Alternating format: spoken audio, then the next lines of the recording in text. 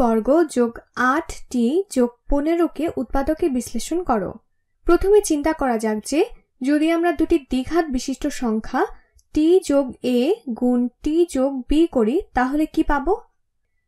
আমরা যদি এটি গুণ করে ফেলি, এখানে দুইবার বন্টনের সূত্র বা ফয়েলের পদ্ধতি ব্যবহার করা যায়, তাহলে আমরা পাই t গুণ t অর্থাৎ t বর্গ যোগ t গুণ b বা bt যোগ a গুণ t অর্থাৎ at যোগ a গুণ b অর্থাৎ ab।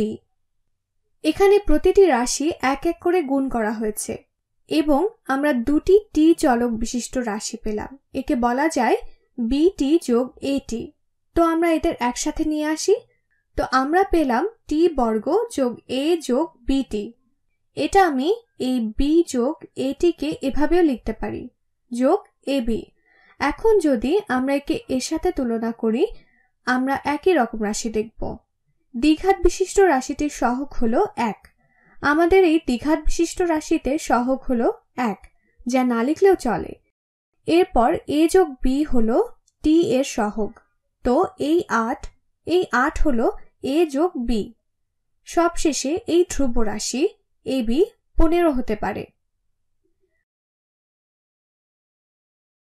আমরা যদি একে উৎপাদকে বিশ্লেষণ করতে চাই, আমাদের শুধু একটি a এবং b খুঁজে বের করতে হবে, যাদের গুণফল হলো 15 এবং তাদের যোগফল হবে 8।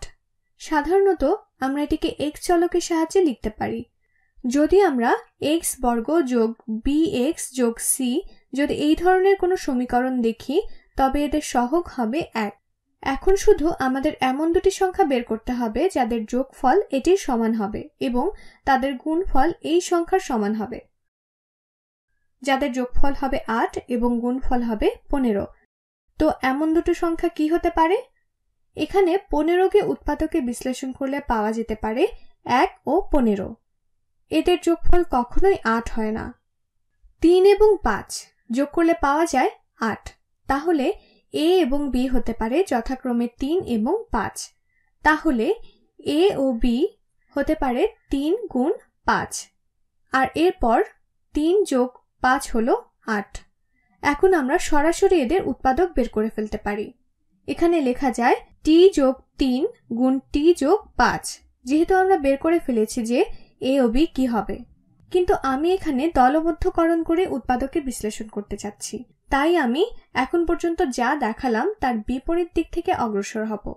এখানে এই বহুপদীকে আমি লিখতে পারি t বর্গ যোগ 8, t এর পরিবর্তে লিখতে পারি at যোগ bt, অথবা 3t যোগ 5t হিসেবেও লেখা যায়। তাহলে আমি এখান থেকে শুরু করছি। এরপর আমি মাঝখানের রাশিটিকে দুটি সহগের মাঝে ভাগ করে ফেলছি, যাদের যোগফল হয় 8 এবং সবশেষে আসে যোগ 15। আমি এখন এদের ভাগ করে উৎপাদকে বিশ্লেষণ করতে পারি। এই দুটি রাশির সাধারণ উৎপাদক হলো t, আর এদের মধ্যকার সাধারণ উৎপাদক হলো 5। প্রথমে তাহলে প্রথম রাশির t কে বিশ্লেষণ করা যাক। এই অংশে বা রাশিটির এই ক্ষেত্রে এটি হলো t গুণ t যোগ 3 যোগ, এরপর আসে যদি 5 কে বিশ্লেষণ করা হয় তাহলে পাওয়া যায় 5 গুণ t যোগ 3। 5t ভাগ 5 হলো t, 15 ভাগ 5 হলো 3। এখন t যোগ 3 কে উৎপাদকে বিশ্লেষণ করা যাক। এখানে এই দুটি রাশির সাথে t যোগ 3 গুণ করা হচ্ছে, তাহলে কি বিশ্লেষণ করা যাক। এখানে আমরা পাচ্ছি t যোগ 3 গুণ t যোগ 5। এই যোগ চিহ্নকে আরেকটু কাছাকাছি লেখা যাক, গুণ t যোগ 5। আমাদের কাজ শেষ। আমাদের কিন্তু এই ভাগ করে করে সবসময় করার প্রয়োজন নেই, তারপরও জেনে রাখা ভালো।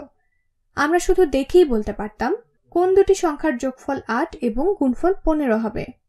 তাহলে অবশ্যই এটি হবে t যোগ 3 গুণ t যোগ 5, অথবা এভাবেও লেখা যায় যে t যোগ 5 গুণ t যোগ 3।